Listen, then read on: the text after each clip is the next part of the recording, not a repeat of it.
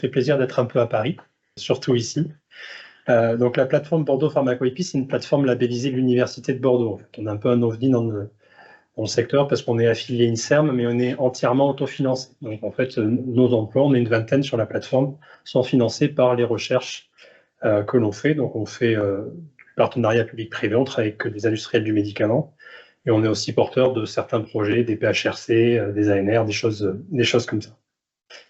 Donc aujourd'hui, je vais vous parler d'études fédérées. Donc Emmanuel a parlé du futur, moi je vais essayer de vous parler du présent et de ce qu'on peut déjà faire aujourd'hui et qu'on essaie de faire à Bordeaux et pas qu'à Bordeaux d'ailleurs. Donc l'idée c'est déjà d'aborder comment on fait pour travailler à plusieurs. Donc qu'est-ce que c'est que l'approche fédérée? Emmanuel l'a dit, on fait des études fédérées, mais qu'est-ce que ça veut dire concrètement? Comment on fait ça? Je vais parler brièvement aussi des modèles communs de données. Et ensuite, je vais essayer d'illustrer avec des collaborations sur lesquelles nous on travaille en Europe. Mais le premier point qui me tenait à cœur, c'est de dire pourquoi il faut s'appuyer sur plusieurs sources de données. Tout simplement parce que ça permet de renforcer la validité externe, donc la représentativité des études que l'on conduit. Et ça, c'est vrai d'un point de vue géographique, parce que le système de santé français, c'est pas le système de données américain, ni l'anglais, ni l'espagnol. Donc, si on veut une image complète de quelque chose, c'est bien d'avoir le point de vue de plusieurs pays. Mais c'est aussi vrai d'un point de vue de la typologie des données. Et ça, souvent, on oublie. Typiquement, si je veux faire une étude sur les angines, je vais peut-être pas aller chercher dans les bases de données hospitalières. Et si je veux travailler sur l'infarctus du myocarde, je vais peut-être pas aller dans des bases de données de médecins généralistes.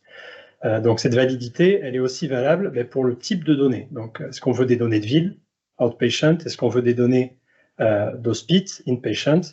Et c'est aussi vrai pour la typologie des données. On ne va pas trouver la même chose dans des claims, dans des données de remboursement, que dans des electronic health records, que dans des données hospitalières, des registres de données hospitalières, ou même des registres cliniques. On n'a pas la même chose dans Constance que dans le SNDS, que dans les bases de données de la PHP. Et donc, il faut tout ça pour avoir quelque chose de représentatif. Et évidemment, le fait d'avoir plus de monde, plus de bases, plus de sujets, plus de records, ça permet aussi d'augmenter la précision des résultats, donc la puissance. Alors concrètement, comment on fait pour faire tout ça? Donc là-dessus, on a essayé de représenter, nous, comment on s'y prend de manière habituelle avec nos partenaires, et j'illustrerai ça après. Donc, il y a toujours une question de recherche avec quelqu'un qui paie derrière, donc ça peut être privé, ça peut être public, mais la base est là. Et à partir de là, quand on est plusieurs à travailler, il faut déjà un investigateur principal. Donc l'investigateur principal, c'est celui qui va porter scientifiquement le projet, c'est-à-dire qu'il va collaborer avec le sponsor pour définir la question de recherche et les moyens d'y parvenir. Et il va aussi, via un centre coordinateur, gérer le développement scientifique du projet et recruter les différents partenaires de recherche. Et ce que je tiens à dire, c'est que nous, c'est vraiment des partenaires de recherche. Ils ne font pas que fournir de la donnée, parce que c'est bien d'avoir de la donnée, et il faut aussi avoir l'expertise pour savoir l'exploiter. Que si aujourd'hui, quelqu'un qui n'a jamais travaillé avec le SNDS, pour citer que celui-là, je lui dis, tiens, prends le SNDS, débrouille-toi, je pense que ça va être compliqué. Donc la donnée, elle doit venir avec une certaine expertise pour ne pas dire n'importe quoi. Et donc, ce coordinateur, son job, lui, c'est de gérer tout ce qui est contractuel, parce que malheureusement, il y a besoin de contrats pour pouvoir travailler tous ensemble, ou heureusement peut-être, et de faire aussi la liaison avec l'aspect scientifique. À partir de là, il y a plusieurs manières de travailler. Donc, dans un monde un peu utopique, on pourrait imaginer que les données individuelles de chaque base de données transitent et arrivent jusqu'à l'investigateur principal et que celui-là fasse un regroupement des données et son analyse. Alors ça, il y a un petit truc qui existe en Europe qui s'appelle le RGPD et qui en fait ne permet pas de faire ça. On ne peut pas faire transiter des données individuelles comme ça via une source unique et tout pouler. Ça, c'est interdit. Du coup, ce qu'on fait, c'est cette approche fédérée. Donc l'approche fédérée, qu'est-ce que c'est? Le principe général, c'est qu'en fait, la donnée reste toujours à l'endroit où elle est à la base. La donnée, elle reste locale.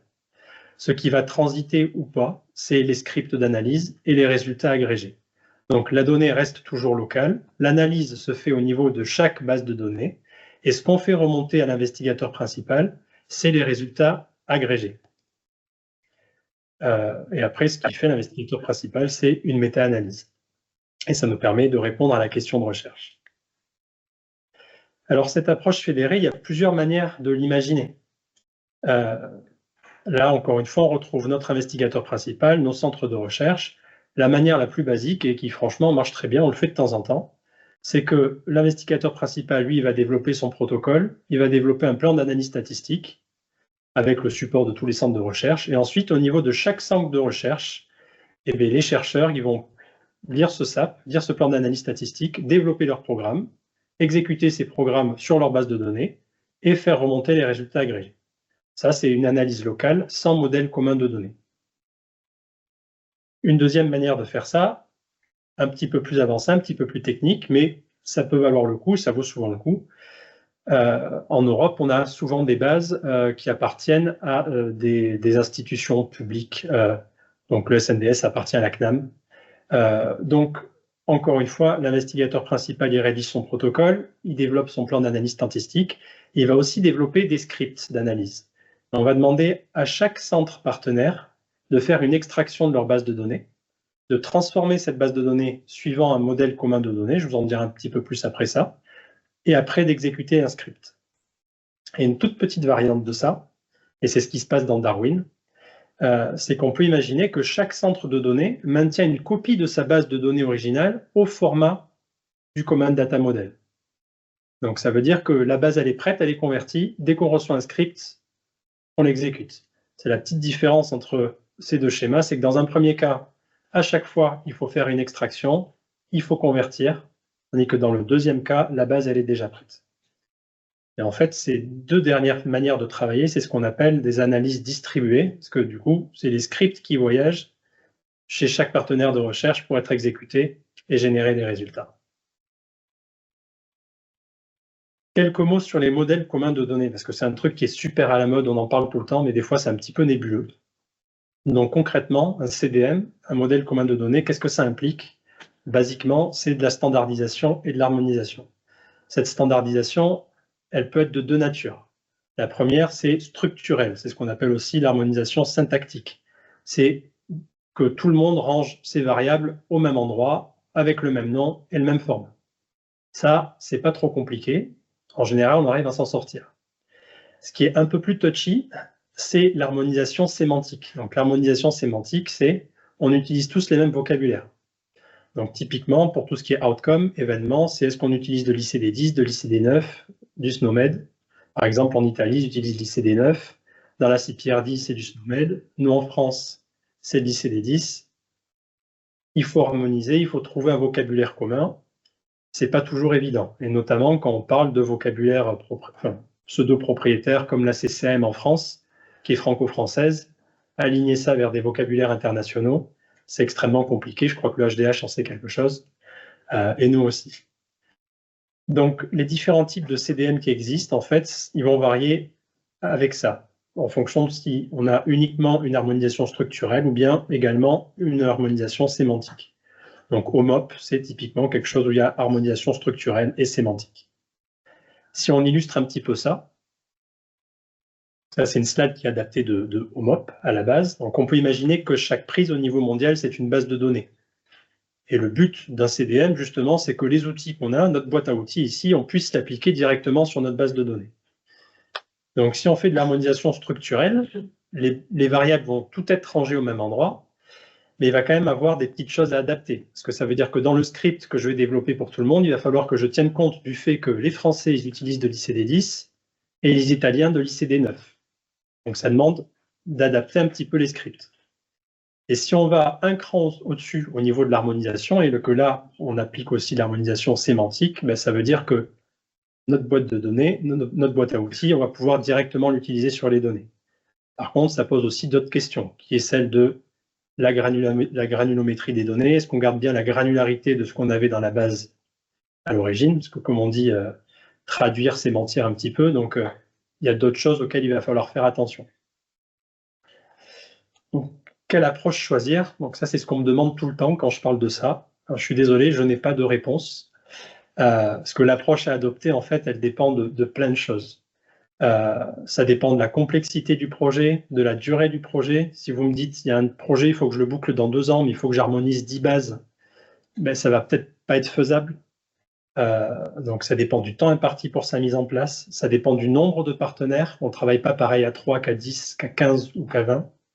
Et ça dépend surtout, et je pense que c'est peut-être les deux lignes les plus importantes, ça dépend des compétences disponibles sur place. Parce que harmoniser une base de données, ça demande à avoir des gens qui connaissent parfaitement les données. Ça veut dire des médecins, des cliniciens, pour l'harmonisation sémantique, par exemple. Ça demande également du data management. Ça demande vraiment plein de compétences. Et donc, forcément, ça dépend des ressources disponibles. Parce que harmoniser une base, ça coûte très cher. Et au-delà du fait qu'il faut l'harmoniser au début, ça, il va falloir le maintenir dans le temps. Parce que les vocabulaires évoluent, les bases évoluent, donc c'est un travail qui est constant. Et c'est un gros travail. Donc, il n'y a pas de bonne ou de mauvaise méthode. Sincèrement, ça dépend vraiment du projet et c'est à choisir au cas par cas. Donc, quelques exemples de collaboration en Europe. Donc, à Bordeaux, nous, notre unité, on est surtout connu en fait à l'international plus qu'en France ces dernières années, parce que 80% de nos projets, c'est des projets internationaux. Donc, on participe à plusieurs consortia. Je vais vous parler rapidement de VAC4U et un peu plus longuement de Sigma. VAC4U, en fait, c'est une association internationale de centres de recherche publics et privés qui a été créée juste avant le Covid. Et VAC4U, son job, c'est de renforcer et d'optimiser l'évaluation des vaccins en Europe à partir des données de vie réelle. Alors, autant vous dire que le Covid est tombé à pic, parce que nous, on était prêts. Du coup, via VAC4U, l'Agence européenne du médicament a fait plusieurs études préparatoires pour se préparer à évaluer les vaccins Covid une fois qu'ils sont arrivés sur le marché. Et c'est aussi via VAC4U que les 4 gros labos qui ont développé des vaccins Covid ont réalisé, sur plusieurs bases de données en Europe, leur étude de sécurité post-autorisation. Voilà. Et en fait, Sigma, donc là, je vais vous en parler un petit peu plus. Sigma, c'est un réseau qui a été formé à partir de centres NCEP. Alors, l'ANCEP, c'est le réseau européen des centres de pharmacoépidémiologie, de pharmacovigilance. Alors, c'est assez compliqué à définir parce que c'est un réseau qui est adossé à l'Agence européenne du médicament et qui, en fait, répertorie les différents centres en Europe qui font de la pharmacologie et de la pharmacoépidémiologie et de la pharmacovigilance. Il y a des groupes de travail, des groupes de réflexion sur la méthode, sur l'éthique, sur la transparence. Donc tout ça, si vous allez sur le site de l'EMA, c'est très bien expliqué.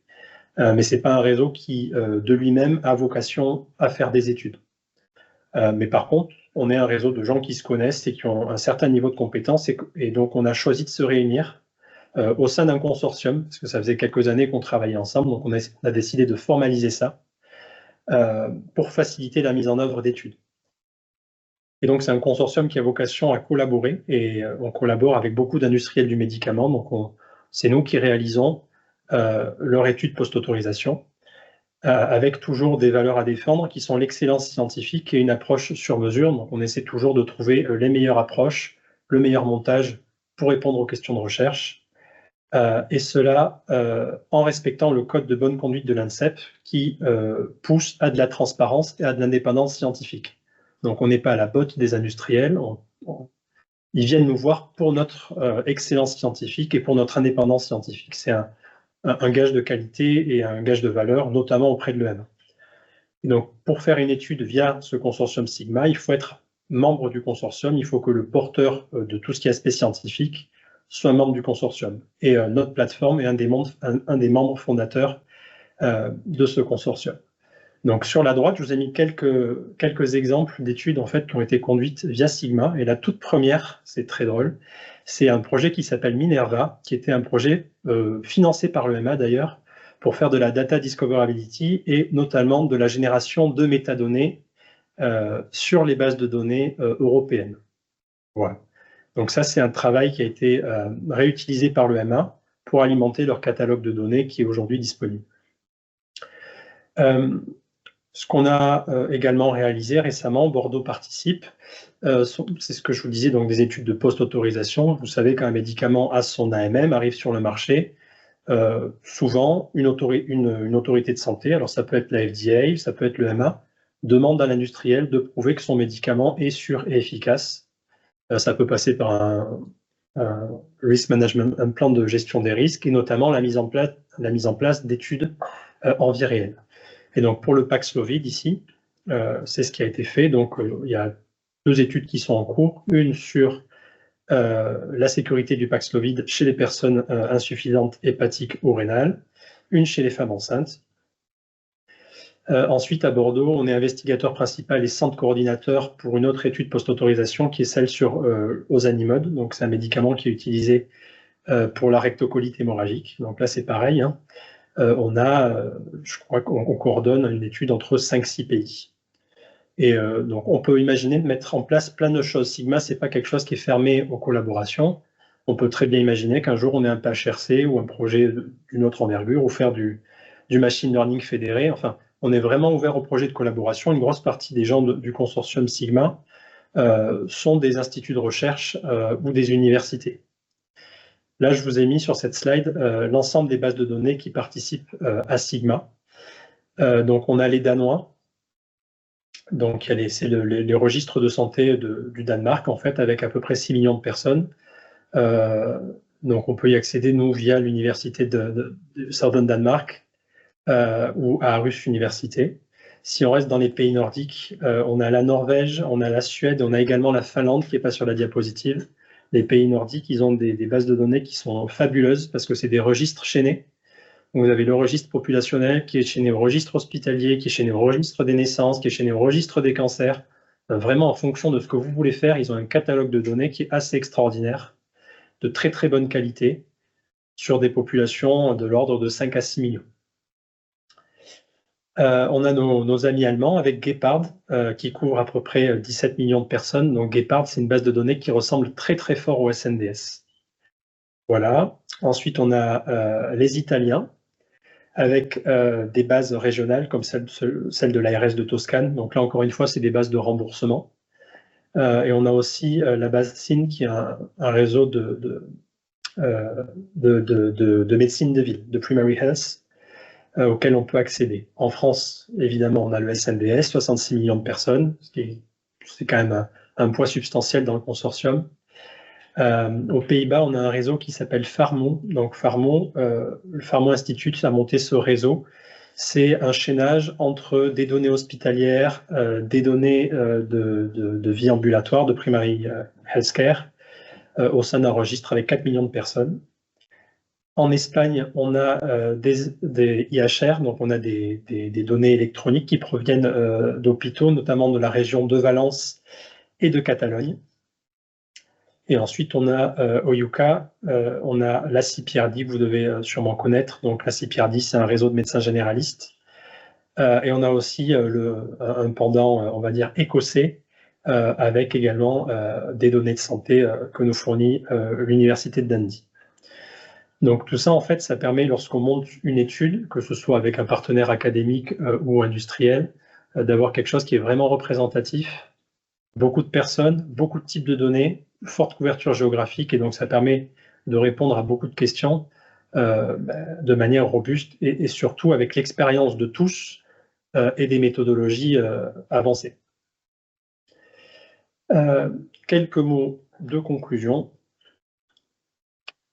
C'est très simple. Donc en fait, en Europe aujourd'hui, concrètement, même si on n'a pas encore l'espace européen des données de santé, on a des moyens, on a des infrastructures et on a les ressources pour travailler de manière fédérée, de manière efficace. Sigma, on a un consortium agreement qui nous permet de travailler uniquement avec des working orders. Ça fait qu'une fois qu'on a signé un contrat de collaboration avec le centre coordinateur, la mise en œuvre est rapide, avec un petit iota qui est... mais que, évidemment, ça n'empêche pas de demander l'autorisation d'accéder aux données. Donc, si on travaille avec le SNDS, il faut qu'on passe par la demande d'autorisation. Si le responsable de traitement n'est pas l'INSERM, dans ce cas-là, il faut faire CESRES, CNIL et la demande. Le choix des outils à mettre en œuvre dépend vraiment du contexte, et donc il ne faut vraiment pas hésiter à échanger, à discuter, parce que c'est en échangeant qu'on crée des projets de recherche les plus intéressants et qu'on réussit à les mettre en œuvre.